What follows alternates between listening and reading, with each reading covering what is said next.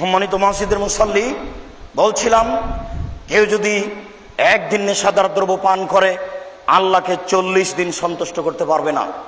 এর নাম নেশাদার দ্রব্য। ভাবা উচিত, মনে রাখা উচিত।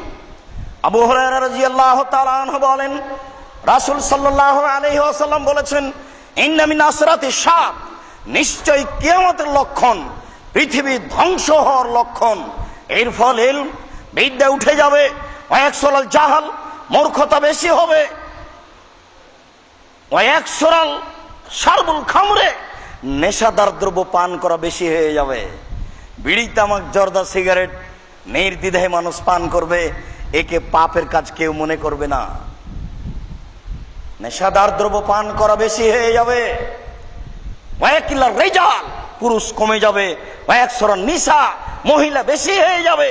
হাত্তা ইয়াকুনা লিখামসিন ইমরাল কাইমুল ওয়াহিদ, একজন পুরুষের অধীনে থাকবে 50 জন নারী।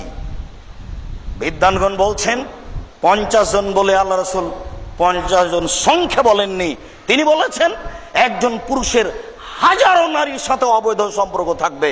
এটা ঘটে যাবে সমাজে, যেটা আপনি দেখতে পাচ্ছেন। তাই তো মাঝে মধ্যে আমি বলে থাকি, ওই বাক্যটা ছাত্র জীবনে বুঝতে পারছিলাম না, এটা হয় কি করে।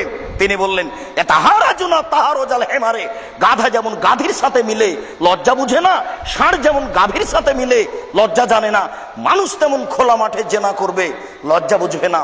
এই বাক্যটা বুঝতে পারছিলাম না কয়দিন আগে, দেখি এখন বাস্তব। সম্মানিত মসজিদের মুসল্লি, পৃথিবী ধ্বংসের লক্ষণ হচ্ছে নেশাদার দ্রব্য বেশি হয়ে যাওয়া। বিষয়টি ভাবি এবং পালন করার চেষ্টা করি। আল্লাহ আমাদের তৌফিক